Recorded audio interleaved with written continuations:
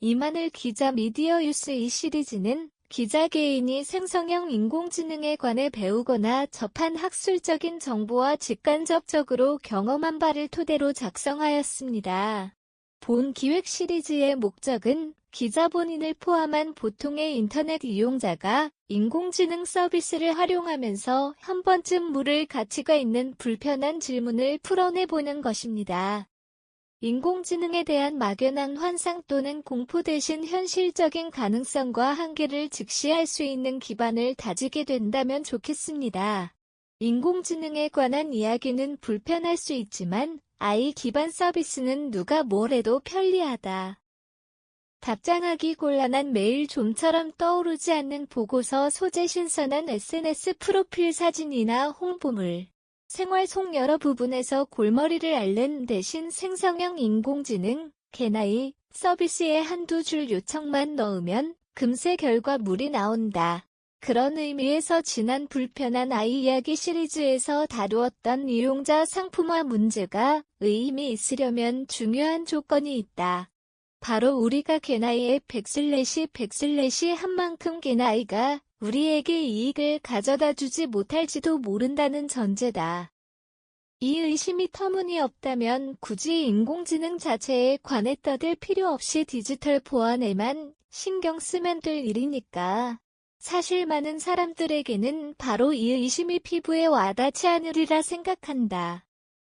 애초에 개나이 서비스를 활용하는 일상은 편리함에 더욱 가깝지 불편과는 거리가 멀다. 편한 일상에 불편한 질문을 던져서 얻을 게 뭔가. 편한 게 나쁜 건 아니지 않은 물음표 첨단 기술 대중을 사로잡다. 현재 개나이의 가장 차별화된 특징은 모두에게 열려있다는 점일 것이다. 보통 수준 높은 첨단 기술은 기업이나 연구기관 같은 단체에서 쓰지 개인이 쉽게 접하기는 어렵다.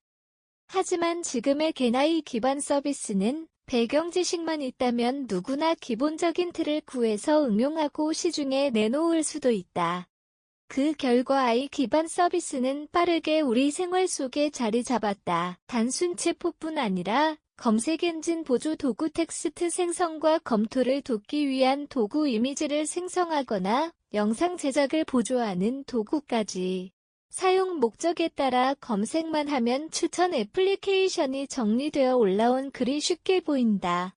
국내 검색 결과에서 흔히 보이는 대략의 분류와 목록이 전부가 아니다.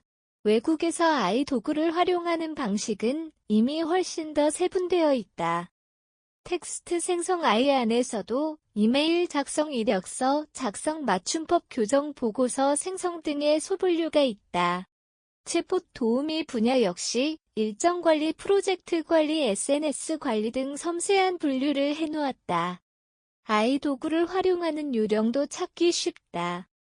즉 새로운 기술임에도 이미 많은 사람들이 자연스럽게 쓰기 시작했다는 의미다. AI를 잘 쓰는 법을 다룬 글, 영상, 웹사이트 등이 검색 결과 상단을 차지하고 AI 도구의 원리나 활용 예시를 잘 알고 있는 전문가가 일반인 대상으로 강의를 개설하기도 한다. 물론 기술 자체의 수준으로 말하자면 갈 길이 꽤 멀다. 대부분의 AI 생성물은 인간의 창작물과 구분되는 뚜렷한 특징이 있다. 여전히 AI 생성 텍스트는 인간의 글에 비해 구체성이나 개성이 부족하다. 많은 AI 생성 이미지 역시 인간의 그림이나 실제 사진에서 볼 수 없는 오류를 담고 있다. AI 도구를 검색할 때와 마찬가지로 이런 특징을 포착하는 요령도 찾기 어렵지 않다. 다만 개나이 서비스 설계자와 제공자가 이런 질적 차이를 극복하는 것은 시간 문제다. 지금도 우후죽순 생겨나는 학습 데이터와 컴퓨터 공학의 발전에 힘입어 기술 수준은 끊임없이 높아지고 있다. 챗봇의 언어 선택에서 자연스러운 신조어나 준말을 볼 수 있게 되었고, AI가 생성한 사람의 이미지에서 손 모양의 오류가 거의 사라진 것도 얼마 전이다. 과거 많은 기술 발달의 산물과 비교했을 때 이 현상은 매우 흥미롭다. 기술이 대중화되면 사람들이 평균적으로 더 많은 여유와 권한을 누리게 되면서 사회의 모습이 변하게 마련이다. 개나이는 그 속도가 전에 없이 빠른 기술이고 그런 점에서 긍정적으로 보려지가 충분하다. 같은 정보 기술인 인쇄술이나 인터넷 같은 경우를 떠올려 보면 쉽다. 이런 기술은 진입 장벽이 낮아지고 널리 쓰일수록 문화적 발전도 함께 빨라졌다. 기술 수준이 높아지니 생산되는 정보의 질과 양이 높아졌고 그에 따라 여가의 수준과 선택의 폭도 늘었다. 누구나 첨단 기술을 사용할 수 있는 사회에는 커다란 가능성이 잠재되어 있다. 그 목적이 원대하든 그렇지 않든 기술은 힘이고 힘이 대중에게 분산될수록 문화는 더 풍성하게 꼽히기 때문이다. 그 힘이 공평하게 나누어진다는 전제하의 말이다. 몰아치는 생성물 저울의 평형을 유지하라. 개나이의 힘을 공평하게 나누려면 어떻게 해야 할까? 인공지능 개발 회사 오펜AI가 자사의 개나이 모델인 GPT의 기틀을 공개하면서 첫 단계는 이미 이루어진 셈이 되었다. 과거 이 정도의 첨단 기술은 개발에 들릴 자본과 인력이 충분해야 활용할 수 있었다. 하지만 지금은 개발 지식이 있는 누구나 기술의 원리와 뼈대를 가질 수 있다. 그야말로 활짝 열려있는 기술이다. 개나이가 활용도와 접근성을 모두 갖춘 기술이 되면서 인공지능은 단숨에 경제, 교육, 문화 등 여러 분야와 맞닿아 있게 되었다. 이렇게 폭넓은 영향력을 가진 기술이 공정하고 유익하게 쓰이도록 하려면 그만큼 포괄적인 법 제도적 지침이 필요하다.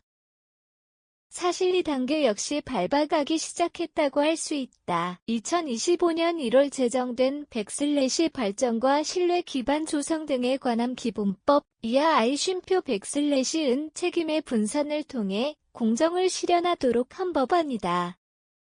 2026년 1월 22일 시행 예정인 기본법에는 기술 개발을 위한 정부 지원 내용과 함께 기반 서비스가 갖추어야 할 최소한의 원칙이 규정되어 있다. 구체적으로 제2장과 제4장의 경우 서비스의 기본적인 신뢰성 확보를 국가기관과 인공지능 개발자 및 서비스 제공자가 맡아야 한다고 명시했다. 서비스를 만들고 제공하는 주체는 이익만 쫓아도 되고 인공지능 서비스 이용자가 모든 고민과 선택에 책임을 져야 한다면 그야말로 불공정한 구조이지 않겠는가.